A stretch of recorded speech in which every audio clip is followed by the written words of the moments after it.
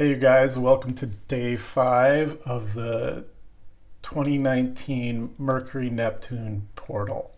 This super long 61-day Mercury-Neptune Portal in Pisces and square Jupiter. It's a super potent portal to enter into consciously and explore consciously. There's a lot of potential, I think.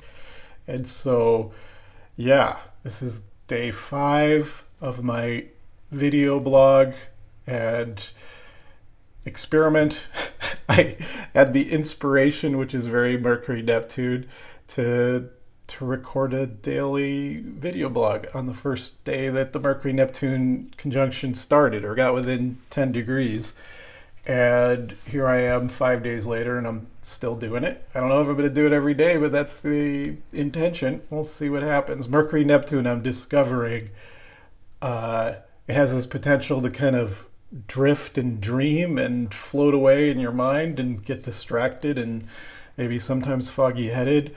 I've had a very interesting Mercury Neptune day today, and yeah, just started off this morning with just all kinds of inspiration, and definitely like a classic Mercury Neptune thing is to receive downloads, like where you just suddenly get a total clarity around how to do something, or you get an understanding of things you've been reflecting on for a long time.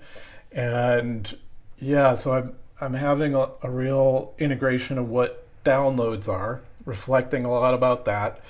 And the other thing that happened today was just like all kinds of inspiration around tech possibilities, which is big for me right now because I'm redoing my website, about to relaunch my website and business in terms of how I'm going to present myself and how I'm going to focus my work going forward. And one of the things that I'm shifting is bringing tarot and tarot practice much more to the center. And I've been getting clear that I really feel that Mercury Neptune, well, let me say this.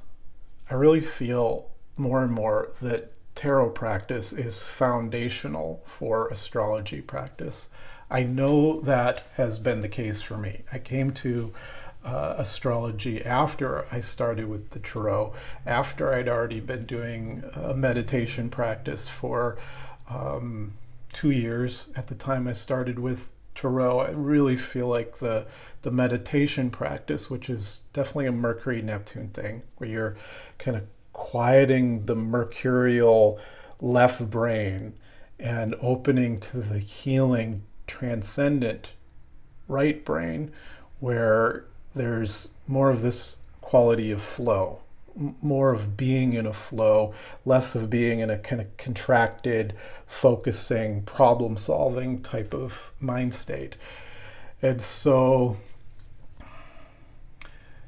yeah, so the thing about tarot being foundational, which of course both Mercury, Neptune, and astrology are just classic Mercury, Neptune callings.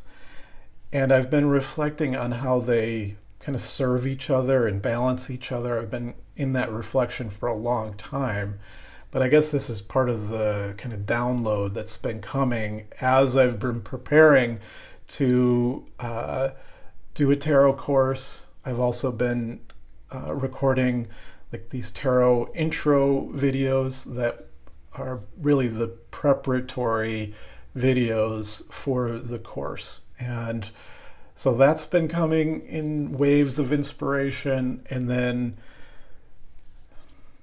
I've been realizing in the last couple of days why tarot for me is foundational, how doing the practice of tarot is really so helpful for the practice of astrology. And by this I mean both individual practice of tarot and astrology, as well as when sharing space with another person and exploring tarot and astrology. In both cases, I feel like dedicating a lot of energy and time to tarot practice is so helpful in preparing you to then enter into the study and practice of astrology well. And I think I'm not going to go into my whole line of thought about that, which is very a Mercury-Neptune decision, kind of letting go of the kind of intellectual exploration of this kind of ongoing download about how to integrate astrology and tarot practice. So yeah, just pausing for a moment to get out of words, which is a challenge with Mercury-Neptune. It's like, how do you balance words, language, writing in a way that doesn't interrupt the flow of inspiration, the flow of, say, channeling, or the flow of imagination and visionary experience? How do you use writing and language to support inspiration? And this is another thing that was coming to me today, is just how helpful writing and speaking can be. Writing and speaking words can be for integrating and really integrating and grounding the inspirational messages that often come with Mercury-Neptune transits, Mercury-Neptune natal aspects, Mercury-Neptune collective alignments like we're in right now. And so today I was getting a lot of inspiration in different ways, and a big way was around technology. And so I had this experience of like lots of inspiration and kind of being intuitively guided to different tech possibilities that I hadn't considered. All this is very Mars-Uranus, by the way. There's a big Mars-Uranus conjunction collectively right now. And so I got all this inspiration for the tech, and then I got started actually trying to do the tech, which can be counterproductive to the inspiration. I noticed that the more I got into the tech and trying to figure it out, of course, the less I was in a kind of flow state, in that inspired state. So those are the intro thoughts I have for this video blog.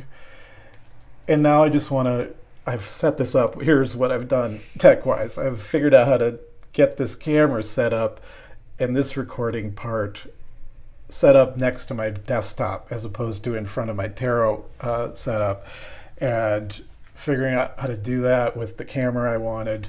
That's where I went. But it's paying off in that I'm going to be able to show you my chart program here while recording the video image in a way that I feel good about. So it's worth it. And here we are. I'm recording the video blog. I made it. And so, okay, what do I have set up here? I set up this chart so that it's at the beginning of this Mercury-Neptune portal 5 days ago, when it was just 10 degrees, coming in 10 degrees. And so I want to show you day by day what it looks like. So you can see here, here's the Mercury-Neptune conjunction. And it's square to Jupiter, like we've been talking about. You can see that Jupiter is 4 degrees past the exact square at this point 5 days ago. And eventually it'll move forward over here to be, I think it gets a full 9 degrees past Neptune. We'll look at that. I want to just take a quick look at this whole cycle here, just so it's recorded. And so this is 5 days ago, and 4 days ago, and 3 days ago, and 2 days ago, yesterday, and today. So you can see that now Mercury is actually just 2 degrees away from its exact conjunction with Neptune. And so what we would expect with an alignment like this is a kind of, it's like the tide's been coming in for 5 days and we're approaching high tide, and also maybe stronger waves of the energy. And like as the waves come in, there's more of the potential to catch the waves and to explore the waves and be creative with the waves. And so I've experienced that day by day. It's like the tide is getting higher, the waves are getting a little stronger, and there's more of the potential to really benefit from this Mercury-Neptune portal. And so 5 days out of 61, we've been talking about 61. So let's just take a look at it day by day for 61 days. I'll do it quickly. And so here's today. One, tomorrow it's totally exact. Tomorrow, the day after, that's 7 days. Actually, let's go to the week by week here. So after 1 week, we've got 5 more clicks to get through the whole alignment. So here's 1 week later. You can see 1 week from now, on the 26th of February, Mercury has moved a full 11 degrees past Neptune. I think it gets 13 degrees. Let's switch back to day here. So this is 14 days in. You can see that Mercury is very tightly squared Jupiter at that point. And so we're going to get more and more of Mercury-Jupiter energy and Jupiter-Neptune energy interacting with the Mercury-Neptune combinations. There's actually 3 different archetypal cycles of time in strong, how should we put it? There's strong wave-like interference patterns that are developing. And so this is a week later. And so this is 14 days, 15 days, 16 days, 17 days. You can see Mercury's really slowed down here by March 1st. Did I just say 18 days? 19 days, 20 days, 21 days, 22 days. So it stays around 13 degrees from exact for the whole station there, but it's still within 7 degrees of Jupiter, and Jupiter's only 6 degrees past the square. So because they're all interacting, it kind of ties everything together. And the fact that Mercury then goes retrograde from March 5th. Let's see, day by day, you can see picking up the pace. I'm going to stop counting. That's 9 degrees. That's 8 again. So by March 15, it's really cooking again. Really cooking. Not that it's going to stop cooking when it's stationary. It could be very strong right there. But it's going back here towards exact. And day by day it gets a little faster. That's 4 degrees on March 18th. And then it's getting closer to exact here.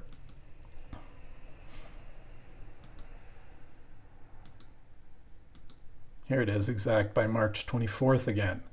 So that's more than a month from now. We're just the beginning of this transit. It's just getting started. March 27th. But as it gets to that point, it stations right on it. You can see. Let's go back a little bit. So here it is at 5 degrees starting March 18th. And then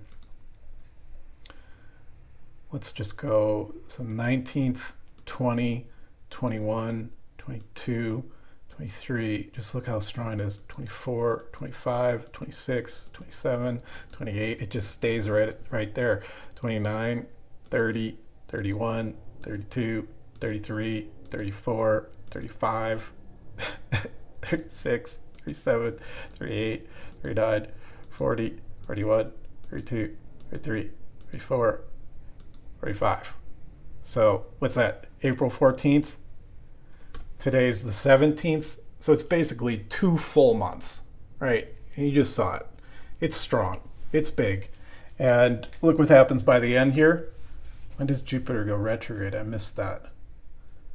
Let's see. Jupiter goes retrograde around April 9th. So right as Mercury's going past, Jupiter's stationary going back towards Neptune, which kind of pulls that in. So just wanted to show you, illustrate it here on my software so everybody can follow along. And next time I'll take a look at the Jupiter-Neptune cycle to give you a flavor of that. And then we'll go back to some tarot cards. So for today, day 5 of the 2019 Mercury-Neptune in Pisces square Jupiter portal. This is Matthew Stelzner signing off.